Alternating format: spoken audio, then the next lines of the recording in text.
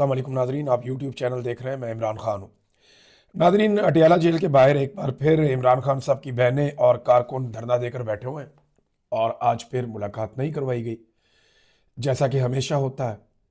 यानी इमरान खान साहब की बहनें जाती हैं, कोशिश करती हैं कि मुलाकात हो जाए, लेकिन मुलाकात होती नहीं है।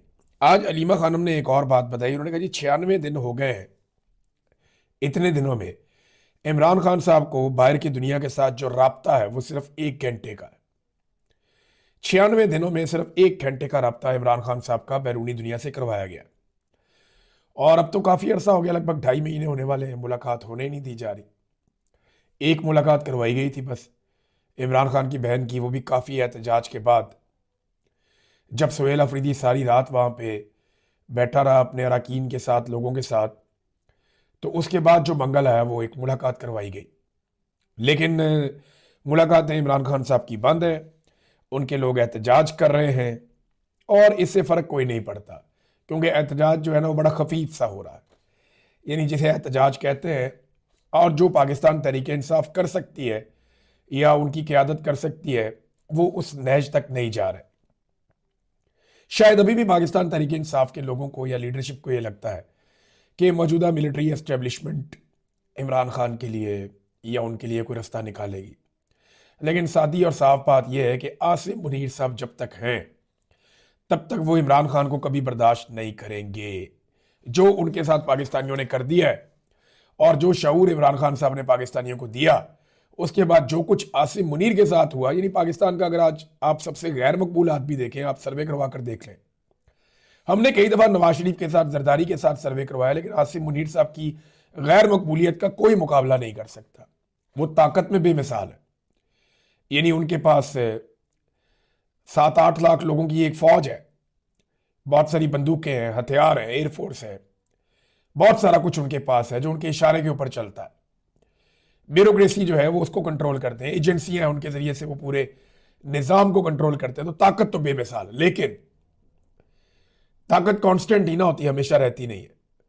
मकबूलियत के मामले में जो सबसे गैर मकबूल है इस वक्त पाकिस्तान में, वो भी आसिम मुनीर साहब है। आप जितने मर्जी सर्वे करवा कर देख लें। तो पाकिस्तान तहरीक इंसाफ को यह गलत फहमी है शायद कि आसिम मुनीर साहब या ये मौजूदा निज़ाम इमरान खान के लिए कोई गुंजाइश पैदा करेंगे। सवाल ही पैदा नहीं होता, सवाल ही पैदा नहीं होता। ये मुल्क के दुश्मनों से हाथ मिला लेंगे, ये पाकिस्तान के टुकड़े करवा लेंगे, लेकिन ये इमरान खान के लिए गुंजाइश नहीं निकालेंगे। इमरान खान के लिए गुंजाइश पाकिस्तान की आवाम को जबरदस्ती निकालनी पड़ेगी, बजोरे ताकत निकालनी पड़ेगी। पुरअमन तरीके से एक बड़ा एहतजाज करके अवाम बाहर निकले, अपनी ताकत का मुजाहरा करे और इनसे फिर जान छुड़वाए। इसके अलावा तो कोई रास्ता पाकिस्तानियों के पास है नहीं।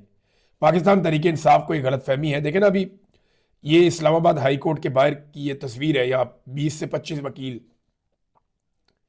ये आए इमरान खान साहब के केसेस लगवाने के लिए। अब 20 से 25 वकील पाकिस्तान तहरीक इंसाफ जैसी बड़ी जमात, वो कह रहे हैं जी हम सब मौजूद हैं यहाँ पे। सब कितने हैं? 20 से 25। 20 से 25 वकील जो है वो क्या इनकलाब लेकर आएंगे? वो मिलिट्री एस्टेब्लिशमेंट के चुंगल से पाकिस्तान की अदलिया को छुड़वाएंगे? और क्या 20 से 25 वकील ये कर पाएंगे कि वो इमरान खान साहब के केसेस इस्लामाबाद हाई कोर्ट में लगवा लें? सलमान अकरम राजा साहब और बैरिस्टर गौर साहब ये वहां पे चैम्बर में इंतजार करते रहे, और चैम्बर में होने के बावजूद चीफ जस्टिस ने इनसे मुलाकात नहीं की। 2 दफा गए मिलने के लिए, उन्होंने मुलाकात ही नहीं की। उन्होंने कहा नहीं मिलता। चीफ जस्टिस ने तो क्या, इस्लामाबाद हाई कोर्ट के चीफ जस्टिस तो अपनी जगह पे डोगर साहब, उनका सेक्रेटरी भी नहीं मिला। ये हालात है, और ये उसी अतार के लोंडे से दुआ लेते हैं। यानी इन्हें लगता है कि यहीं से इंसाफ मिलेगा। ये 20-25 वकील जाएंगे, इक्का दुक्का पार्लियामेंटेरियंस जाएंगे तो इंसाफ मिलेगा। फिर वे कहते हैं 319 पार्लियामेंटेरियंस आ चुके हैं। तो इकट्ठे तो मैंने कभी नहीं देखे। हाँ, ये कि बार बार आ रहे हैं जा रहे हैं, तो वो इस तरह कर लें आप। 15 चक्कर लगा चुके हैं लेकिन इंसाफ नहीं मिल रहा, तो एक दफा इकट्ठे जाकर देख लें। देखें, अगर इंसाफ लेना है ना, तो ये ऐसे ना मुलाकात करेंगे ना इंसाफ देंगे। इंसाफ लेने के लिए ये जो 25 वकील हैं इनकी जगह पे 2500 वकील होने चाहिए। और पाकिस्तान तहरीक इंसाफ के लिए कोई बड़ा मसला नहीं होना चाहिए। सारे वकला रहनुमा हैं और वकील इमरान खान के साथ खड़े हैं। सिर्फ आपने मामला अपने हाथ में लेना है और एस्टेब्लिशमेंट की तरफ देखना छोड़ देना है कि उनसे उम्मीद बिल्कुल खत्म कर दें आप। वो आपको कुछ भी नहीं देंगे, लिख कर ले लें, आप नहीं देंगे वो आपको कुछ। आसिम मुनीर साहब हमेशा PMLN के साथ और जरदारियों के साथ खड़े होंगे। नवाज शरीफ और जरदारी ये वहीं खड़े होंगे। और दूसरी बात यह है कि इमरान खान से नफरत अब उनकी पहचान है, वो अपनी ये पहचान खत्म नहीं होने देंगे। लिहाजा ये 25 वकीलों की जगह 2500 वकील लेकर जाए, एक आधा पार्लियामेंटेरियन ले जाने की बजाय 300-350 सारे सेनेटर, MPs, MNAs लेकर जाएं, जाकर बैठ जाएं अदालत में। क्या होगा? एक दिन वो आपको घसीट के निकाल देंगे, दूसरे दिन फिर बैठ जाए, फिर आपको निकाल देंगे, फिर जाके बैठ जाए, आपको गिरफ्तार करेंगे, बैन अवी खबरें बनेंगी।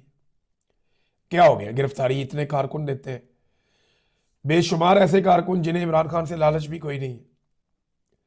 यानी इमरान खान से ना उन्होंने MNA बनना है, ना MPA बनना है, ना सेनेटर बनना है। वो बेचारे कुर्बानियां दे रहे हैं, तो आपको तो इतना कुछ मिला है, आ जाए, आके बैठ जाए। ये इन्हें करना पड़ेगा, अदरवाइज इन्हें किसी किस्म का कोई इंसाफ मिलना नहीं है। ये अदालत तो बिल्कुल नहीं देगी। नादरीन, जो जर्नैलों की जिद है ना, वो बड़ी खौफनाक चीज है। इसने पाकिस्तान का बेड़ा गर्क कर दिया। जनरल ज़िया की जिद, जनरल मुशर्रफ की जिद, जनरल अयूब खान, याया खान, बाजवा, अभी आसिम मुनीर, जर्नैलों की जिद ने पाकिस्तान को बहुत पीछे धकेल दी।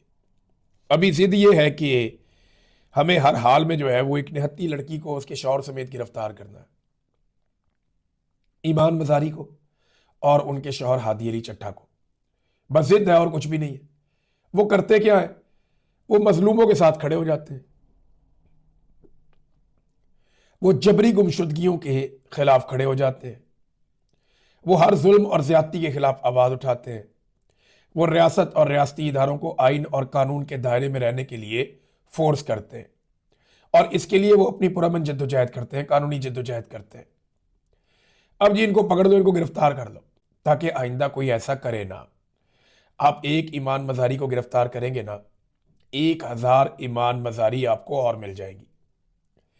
ये आपके साथ होगा, आप करके देख लें। अब ईमान मजारी साहबों को गिरफ्तार करनी, अब ये जो जिद है ना, ये इंसानी हकूक, समाज में इखलाकियात और इंसाफ को दीमक की तरह चाट रही है। ये हमारे मुआशरे के साथ कर रही है हमारी मिलिट्री एस्टेब्लिशमेंट। अब इनके ऊपर एक पिछला मुकदमा निकाल कर ले आए जी, जुलाई के महीने का। ये देखें, ये मुकदमा लेकर आए जुलाई के महीने का, और इस मुकदमे के अंदर अजीबोगरीब चीजें लिखी हुई हैं। ये नहीं, मुकदमे में है कि हादी अली चट्टा पिस्तौल से पुलिस वालों पे फायरिंग कर रहा था, किसी कैमरे ने नहीं देखा, कोई सेफ सिटी के कैमरे में नहीं आया। वो तो बेचारे मजलूमों के लिए एहतजाज करने गए थे, उन्होंने कहीं सीधी गोलियां मार रहा था पुलिस अफसरान को, डाल दो पर्चा। और ईमान मजारी पे डाल दिया कि इसके हाथ में डंडा था और ये गाड़ियां तोड़ रही थी। हद होती है नाइंसाफी की, बेईमानी की और फ्रॉड की। ऐसी 2 नंबर FIR की है और पिछली डेटों में की है कि इसमें हमने जनाब जुलाई के महीने से छुपाई हुई है FIR, हमने अब इन मियाँ बीवी को गिरफ्तार करना है। तो वो अपने बैग शैग साथ लेकर आई है। उनकी वालदा भी आई थी आज कि ठीक है, गिरफ्तार करना है तो कर ले। फिर अगर यही रियासत की जिद है, गिरफ्तार ही करना है, तो मारंग बलोच को गिरफ्तार करके इन्होंने कितना छोटा कर दिया। मारंग बलोच ने बिलाखिर बाहर तो आ जाना। अब ऐसा तो नहीं है कि आप आफिया सिद्दीकी की तरह उसको लंबा अरसा अंदर रख लेंगे, वो एक दिन बाहर तो आ जाएगी। तो जब मारंग बलोच बाहर आ जाएगी तो फिर आप देखिएगा पूरा बलोचिस्तान उसके साथ कैसे और किस ताकत के साथ खड़ा होगा। बलोचिस्तान में लोग आपकी शक्ल भी नहीं देखेंगे, मारंग बलोच की बात सुनेंगे। मेरी बात लिख के रख लें आप। ये ईमान मजारी को आप अंदर डालेंगे, गिरफ्तार करेंगे, जब ये बाहर निकलेगी, और ये निकलेगी बाहर, तो जब भी ये आजाद होगी तो फिर आप देखिएगा कि ये आपको तिगनी का नाच नचाएगी। और ये होना चाहिए इंसानी हकूक के लिए। ये जो पामालियां की जा रही है, इनको बंद होना चाहिए। ये आवाजें मजीद मजबूत होनी चाहिए।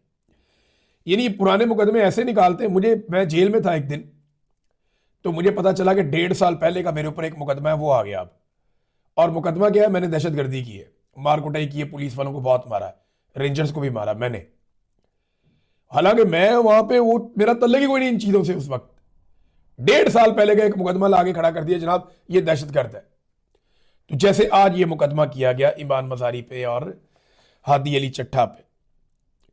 और नादरीन, पाकिस्तान चल कैसे रहा है, ये बड़ी रूटीन की चीज होती है कि अपोजिशन लीडर आ गया सेनेट में, अपोजिशन लीडर आ गया कौमी असम्बली में, ये कायदे ऐवान का इंतखाब होता है, साथ ही वो भी आ जाते हैं।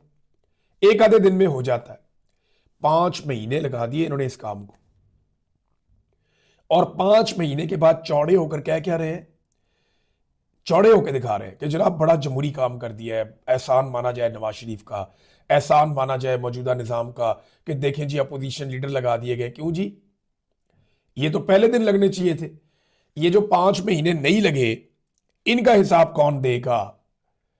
नादरीन, वादिया तीरा के अंदर जो ऑपरेशन के नाम पे जुल्म किया जा रहा है, लोगों को बेघर किया जा रहा है, लोग निकल निकल के अपने इलाके से आ रहे हैं, उन्हें जबरदस्ती उनके इलाकों से निकाल कर दूर दराज के इलाकों में भेजा जा रहा है। उसके ऊपर असद कैसर साहब ने भी बात की, और कुछ फैक्ट्स है मैं आपके सामने रखता हूं। असद कैसर साहब असेंबली में खड़े होकर कहते हैं कि सुहेल अफरीदी मिडिल क्लास से ताल्लुक रखने वाला लड़का है। आप इसको कभी दहशतगर्द और कभी स्मगलर बनाते हैं, आपको शर्म नहीं आती। सूबाई हुकूमत से एंगेजमेंट के बजाय उसके खिलाफ बयानियां बनाते हैं। अपने ज़मीर को भी थोड़ा देखो। फिर उन्होंने कहा कि मैं तजवीज़ देता हूं कि स्पीकर अपने दफ्तर में जरगा बुलाएं, और मैं जुबान देता हूं कि वजीर आला भी आएंगे। इस तलाल चौधरी को क्या पता कि वहां खैबर पख्तूनख्वा में क्या हो रहा है। इसको तो तकरीर की पर्ची मिलती है, और इसमें भी जबान इतनी लंबी है इसकी। वैसे तलाल चौधरी को वाकई क्या पता, फैसलाबाद में बेचारा पहले परवेज इलाही की गाड़ी के आगे डांस करता था, फिर नवाज शरीफ की गाड़ी के आगे डांस करता था, उसको उठा के कहां से कहां पहुंचा दिया, सिर्फ इसलिए कि मिलिट्री एस्टेब्लिशमेंट को पसंद आ रहा है। मिलिट्री